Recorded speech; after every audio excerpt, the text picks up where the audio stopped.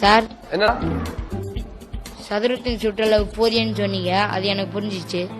அதுவே வட்டத்தின் சுற்றளவு 2πr சொன்னீங்க சார், அந்த பையனா என்ன சார்? டேய் அதான் எழுதி போட்டுக்கல 22/7. அப்புறம் என்ன? அது ஏன் சார் 22π7 சொல்றீங்க? அதுக்கு ஒரு காரணம் இருக்கு. என்னடா காரணம்? உன் வீட்லயே நீ தான் 8வது தாண்டி இருக்க, அதுக்கே இவ்வளோ. இப்ப உட்காரியா இல்ல வெளியே போறியா? அப்ப எனக்கு தோணுது, அவ்வளவு படிச்ச அந்த வாத்தியாருக்கு பதில் தெரியலன்றது இல்ல, ஒரு வேலை எங்க வீட்டுல யாராவது படிச்சிருந்தா எனக்கு பதில் கிடைச்சிருக்குமோன்னு.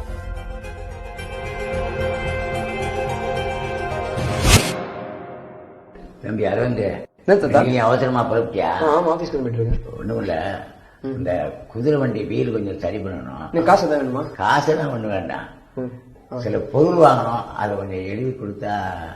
இன்னும் எத்தனை நாளைக்கு தான் தாத்தா அதே வேலையை கட்டி அழுவீங்க? நான் தான் நல்ல வேலைக்கு போறேன்ல, சொன்னாலுமே கேட்க மாட்டீங்க.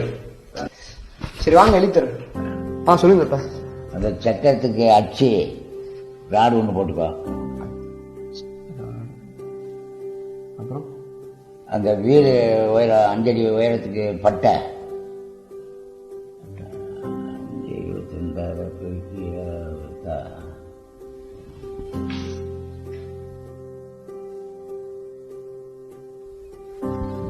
22 சொல்லுங்க. இந்த 5 அடி வீல் பட்டைக்கு 22 பெருக்கி 7 வகுத்தா 15 அடி 7 வரும்பா. அதையே 22 பெருக்கி ஏதாவது வைக்கணும். ஏன்னா உனக்கு புரியும்படியா சொல்றேன், அந்த வண்டி இருக்கிறதுக்கே போயிடலாம். வா வா போ தம்பி. அது கொஞ்சம் தூக்கு.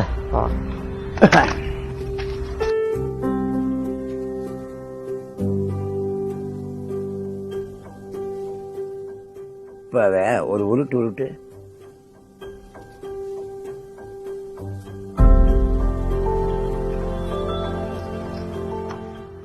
அப்புறம் தாத்தா? தம்பி இங்க வாயா. இத அல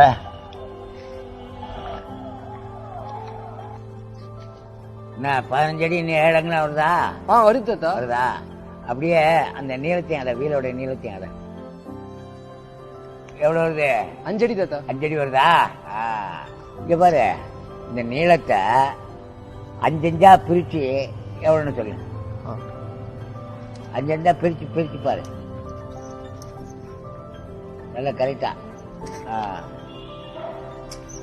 2 3 பார்த்தியா?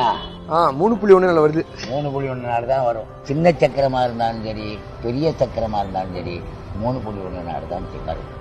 இப்படி ஒவ்வொரு தடவையும் பெரிய பெரிய சக்கரத்துல உருட்டிட்டே இருக்க முடியாது பாரு. அதனால நான் என்ன பண்ணுவேன்னா, அந்த உயரத்தை 3.1 பெருக்கிடுவேன்.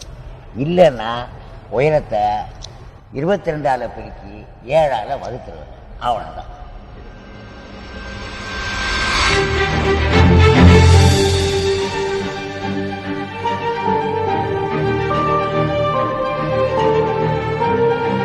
எனக்கு கிடைச்ச மாதிரி இத்தனை வருஷம் கழிச்சு கூட பதில் கிடைக்கலாம். இதுல எங்க தாத்தா படிச்ச? படிக்கிறதா? இதெல்லாம் அனுபவத்துல தெரிஞ்சுக்கிட்டு தான்.